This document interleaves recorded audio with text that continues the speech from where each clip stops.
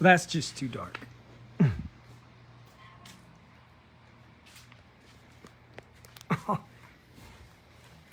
Had a beer. I hadn't had a beer in 2 years. Oh, by the way, before I start chit-chatting, you could totally be in Yar Shredder and use the vegan shakes. Like, whatever. Like, we don't care. I mean, you'd have to not be vegan if you're going to eat the meats and such. But, like, we don't care. Like, if some people can't do the incubated shakes, dairy intolerance or whatever, and they're like, hey, you know, I'll try the vegan shakes. Like, totally, try that. You know, see what works. Build your own blueprint around that. We are flexible, and we get it. And we're human. And so I'll tell you about a human thing that I did on Sunday. Because we are human.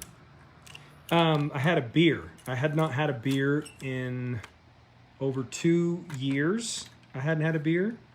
And because beer, you know, I ruled it as a culprit for me. Because when I drink beer, I get bloated. And so we were up Zion's, with Crystal. We were, Crystal and I went on a date. We were riding bikes. And Crystal, the woman thou gavest me and commanded me to be with, she did tempt me.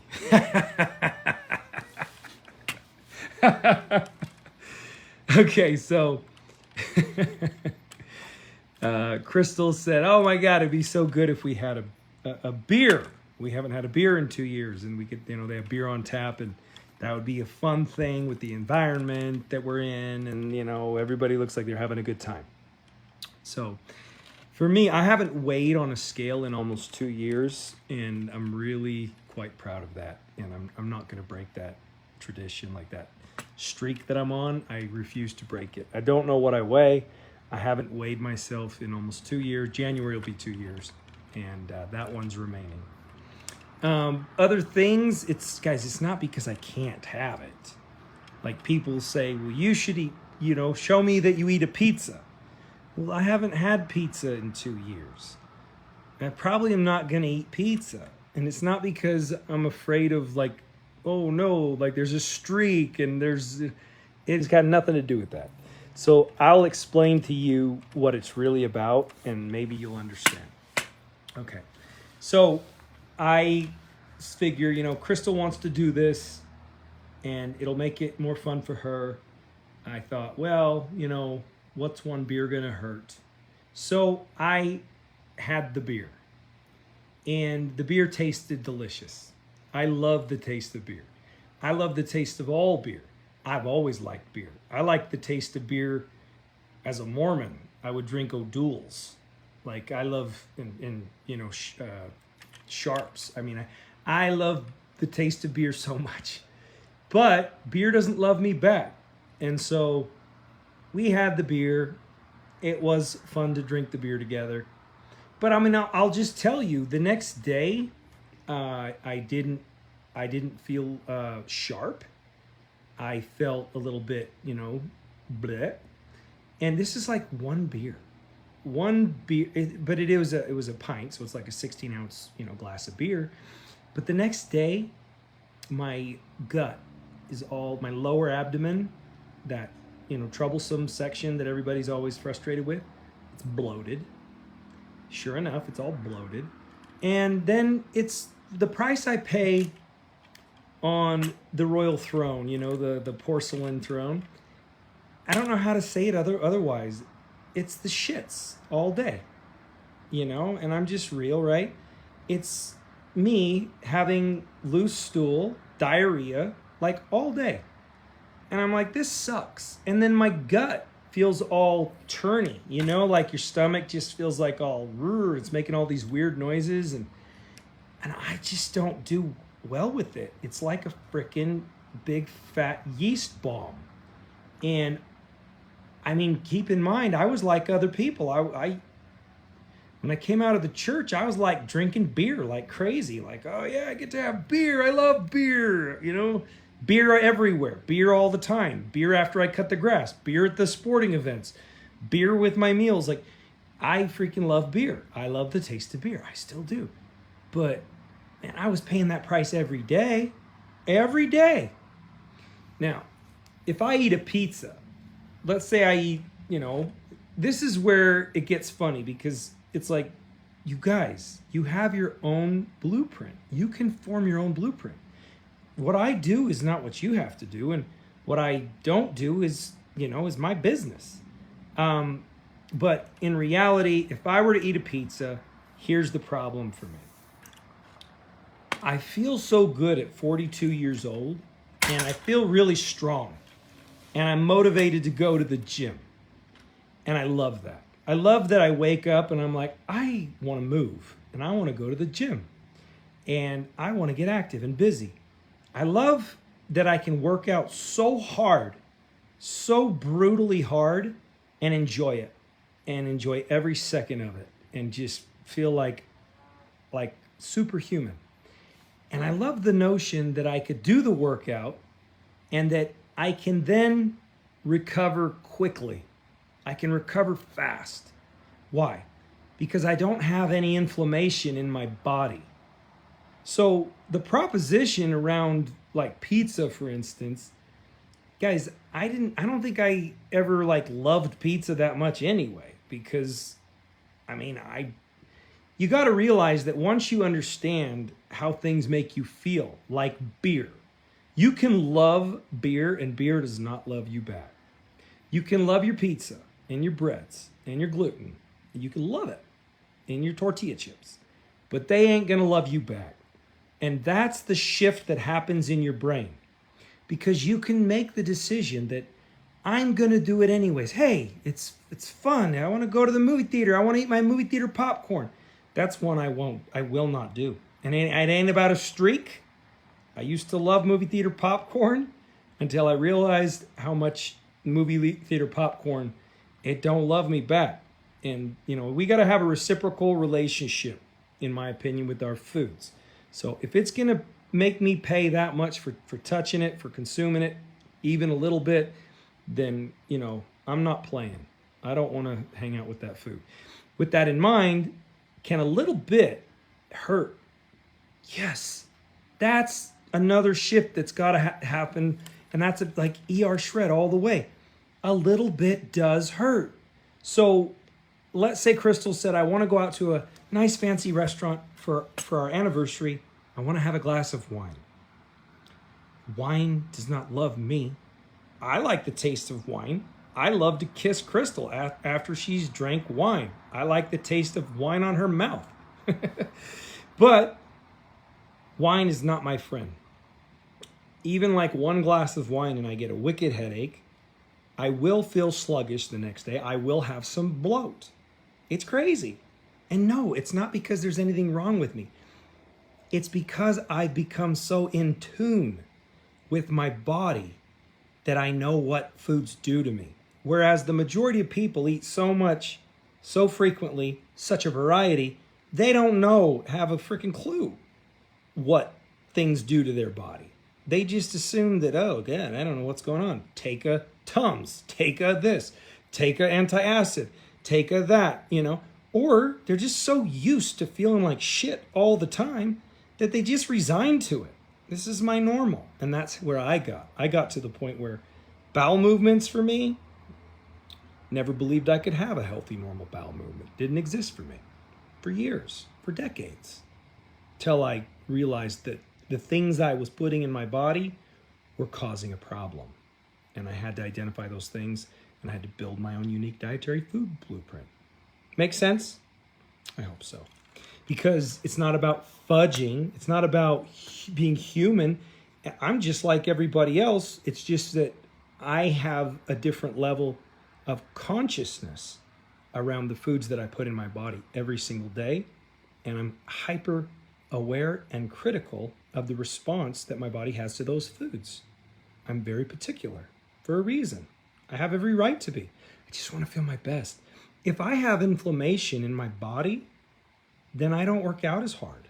That's a problem for me. If I have inflammation in my body, I hurt. I ache. I'm 42 years old. I start aching. I start hurting. I don't want to go to the gym. I don't want to work hard because I know it's going to hurt me. I know it's going to be hard to recover from. If I have inflammation in my body, I know that if I get hurt, it's going to take a long time to heal. Long time. And I don't want that. I refuse that. I hope this makes sense because I think people don't, they think you're robotic and they think you're like some weird cyborg and what's wrong with you? What are you talking about? It's a freaking value proposition. That's all it is. It's a value proposition. If you were in the airport and you had to eat, are you ready? Here's your value proposition. I'm at the airport. All I see is fast food restaurants. I have to eat. I'm going to eat. I'm just going to eat. I don't care. So you order this supersized, value, supersized, whatever you call these, Big Mac, big, large French fries, whatever. You just say, to hell with it. I'm at the airport. Guys, get ready to pay. And you know what? Either you're in tune with your body and you'll realize the price you pay, or you're not in tune with your body and you're clueless, which is okay. That's fine. That's how I was until the age of 40 years old. I didn't know what foods was doing to me. I didn't know which foods were hurting me. I was clueless, oblivious. I ate all kinds of things that I told was healthy. I always wondered, why do salads make me so sick? Why are salads hurting me? Why when I do all the big, beautiful, pretty salads like all these, these influencers that are, so healthy, why when I add all the beautiful salad and I don't even use the dressings, I do it just like they say, and I'm freaking punished even more so than the beer. So I started to listen to the body. That's what we teach. You start to learn to listen to your body. So I hope you will, and I hope you won't judge people like me for being too robotic, and because it ain't like that. It's not like that. And you'd understand if you lived my reality. And I want it for everybody. Like, that's my thing. I want it for everybody. I want everybody to be empowered. I want everybody to learn to have that kind of self-awareness around the most common denominator that ties us and binds us all together. Except for breathing, except for sleeping, we all have to eat. You can't choose what kind of air you breathe what you got. You can't choose what kind of sleep you're going to get, other than there are factors that come into play. There really are factors that come into play around your sleep, actually, come to think of it. And that's something that should be looked at as well. And I've been looking at that myself. Been trying to go to bed without the phone anywhere near me. Been trying to go to bed with no TV, no blue light, none of that crap. So that's something to consider. But I hope everybody will become empowered by the foods you put in your mouth every single day. It's a choice. Does it serve you? Why? How? Who said? You believe them? Why? Could they be wrong? What did our ancestors do? What did they live on? How did they thrive? Did they have refrigerators? Where did they put their food? Like, you start to think in all these different weird terms, and it's not that weird. It's actually common sense. You start to say, how did they get their big green leafy salads with all the lentils and the beets and the peas and the corn and where did they get them? How did they get them? How did they have such variety? They didn't have food trucks. They didn't have buffets. What did they do? You start to think in these weird terms and you go, I can't believe it anymore. I just refuse to believe it, that things are as they appear to be based on what? Based on what you've seen your whole life. It's just crazy. And it reminds me an awful lot of my religion, which I always just love to talk about. I just love to, because had I not been born a Mormon in Utah, would I have chosen to be born a Mormon in Utah? And I always get a kick out of the people who, hey, you don't have any right to talk about that. I'm like, why don't I? I was born a Mormon in Utah. I don't think I should have been born a Mormon in Utah. It wasn't a choice I made. It was done to me. I think it's a wonderful thing to really think about. I think it's worth introspection. I think it's worth the skepticism. I think it's not above inspection. Inspect it. Had I been born here, what would I have been? Had I been born there, what would I believe? Had I been, you got to open your mind. And you got to do the same thing around your foods. You got to start opening your mind. And that's what our hope is, because we're kind of on the front of a wave. It's really exciting, actually. We are at the very beginning of the wave. Mark my words. People are sick and tired of being sick and tired. They're sick of it. And they are sick of being told that you got to eat better and you got to exercise more. You're not eating enough fruits and vegetables. You're not exercising. People are getting fed up.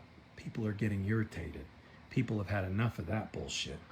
And so they're going to start thinking more in terms like I did, which is radically different. And they're going to start asking themselves questions like, did my ancestors have much variety? Did my ancestors use seed oils in all of their foods and cooking? Interesting. Is fat the enemy? Is fat really the reason that we have all this health crisis and obesity epidemic? Is that true? Fascinating. You guys got to start thinking. You guys got to start using your own intellect, your own critical thinking, and your own intuition. And you'll start to make some great strides in your life and in your wellness. That's what happened to me 2 years ago. And I'm still on that journey, and I'm passionate as ever about that journey. Why? Because everywhere I look are people, they're like zombies. They're doing the same damn thing, and it's hurting them badly. And they're oblivious. And yet they're hurting, and they'll go to the doctor, and the doctor will prescribe them the candy. Here, pills, pills, pills, pills, pills. Sometimes it's necessary. Sometimes it's justified. A lot of times it's not good and it's not useful. A lot of times they're just throwing candy at someone who actually needs to make simple dietary changes. Simple, common sense dietary changes. That's what ER Shred is. It's the ultimate form of genius. Simplicity. You've got to get to a baseline. You've got to start over. You've got to learn anew. You've got to strip it all down to bare, start afresh. And if you do, you're going to realize just how damn powerful you are. And people go, how the hell do you guys live like that? How do you not eat this, that, and the other? How do you not indulge in this, that, and the other? Guys, it's not superhuman strength or courage or discipline. You have to learn to satiate your body properly. Once you properly satiate your body with the right things, enough, you actually have to eat. It's important to eat a lot of the right things. And once you properly satiate your body, guess what happens? Your desire for all the not so good, not so great choices that ultimately hurt you, it's just gone. I call it a switch. It's like a switch turns off and you don't need that crap anymore. You don't even need it. Don't even think about it. Don't even see it. I can take a freshly baked tin of rolls with, like rolls from some fancy ass restaurant. Here comes the rolls. They bring them out. They're basted in like butter. Okay. They have like that honey butter glaze over the top of them. They're steaming. It's coming up. I can take it. I can put it in front of me and I can go, it smells good. It smells nice. Don't need it. Don't want it. Don't care for it. Won't eat it. Haven't eaten bread in over 2 years. It's a non-negotiable for me. And it's not because I'm so damn powerful. And it's not because I'm on some streak. It's just because the price that I will pay, it's just not worth it. I refuse that. I choose optimal health. I want my body to be strong. Jesse talks about it. You may not be going into battle. You may not have to, cross the plains tomorrow or climb some mountain. But do you want to be strong for the things you need to do? Do you want to be optimal? I really do. I really, really do. Like today, I go to soccer with Owen, and it's just a hell of a lot of fun to play soccer with the kids. And the other coach, he loves to as well. He thinks it's the greatest. To become a kid again is the greatest. What would you do if you were a kid again? I would play soccer. I wouldn't just get fat and watch it. I wouldn't just get fat and immobile and feel like, okay, now I'm the coach. No, hell no. I will play soccer. I'm not even a soccer player, but I'll play anything. If it's active and movement and fun, man, I'm all about it. And that's what it's about. Do you have that ability? If not, if you're blaming your age, if you're blaming your job, if you're whatever you're blaming, you got to stop, because it's just not optimal health. And it goes even deeper. How does that affect relationships? How does your well-being affect relationships? How does it affect your ability to be there for others, provide for others, perform for others? It's everything. Because when you feel well, you perform better. When you feel well, you show up in life more and better, more consistently. You're more dependable. You're more enthusiastic. You're more effective. Does this all make sense? So it ain't about, oh my God, you won't even have a beer. What? I had my damn beer. You can keep your damn beer and your damn Oreo cookie and everything else you want to feed me that's toxic poison that's going to hurt me, cause me pain, and ruin my time on this earth, because I'm 42 and I'm valuing every single hour of every single day of the rest of my life. It's not that complicated. I value my life. So something's got to give. Unless you're just not, if you just say, well, that's no fun. That's no fun. I like my cookies. I like my this. Then have your cookies. That's okay too. I don't want to judge it. But don't judge me for not wanting the pain. Right? Just don't judge me for not wanting to feel good at the gym or not even go to the gym.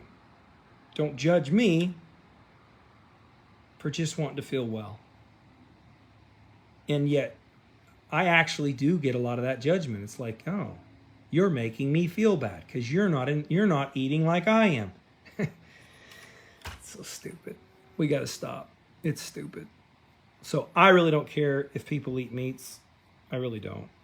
That is their business. And I am so not wanting for other people to feel like my way is the only way. That's why we have this open-ended, intuitive dietary blueprint that you will build based on your own feels. And you'll learn how to feel, and you'll learn how to build your blueprint. And once you do, your blueprint will actually be this, it'll be like this superpower. It's like you're a superhero and you have a superpower. Your blueprint is your superpower. You know what to turn to, how to employ it. You know how to adjust it, adapt it. You can bend it, twist it. You can get creative with it, but you know what it is, and it's foundational. You got that. You keep that. You carry that. You hold that, and you know that other people could have the same. That's where the passion lies. The passion lies in, can we do this for other people? And we can, and we have. And we're going to do a hell of a lot more of it. And really, where's the reward? You think it's money? It's not about money. It's the gratitude. Because the highest form of vibrational energy on the face of the earth is gratitude. We crave it. If you love to do nice things for other people, guess what you're after? You're not after attention. You're probably a damn good person.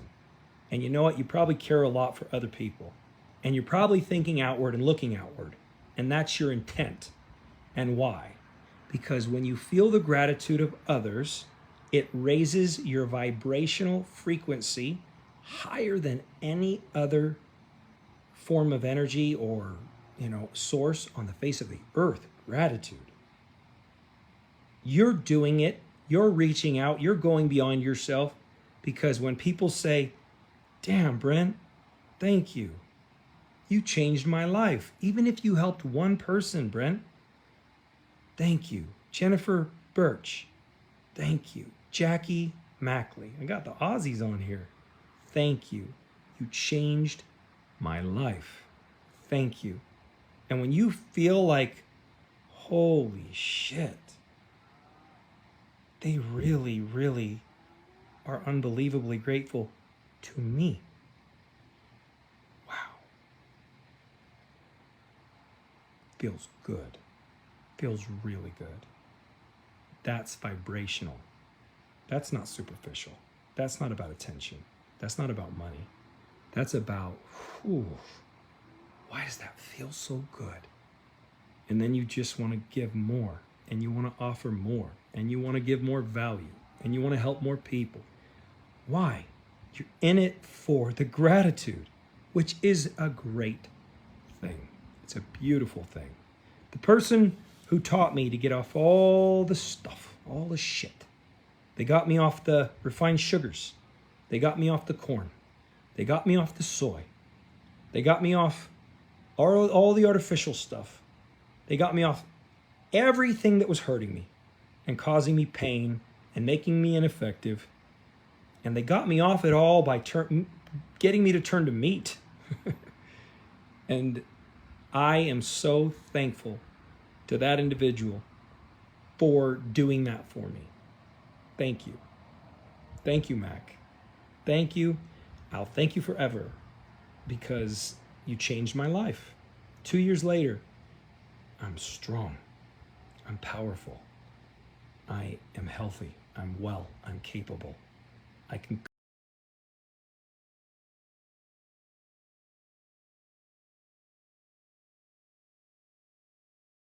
It's time to go to bed. Love you guys. Good to see y'all on here. Thanks for being with me.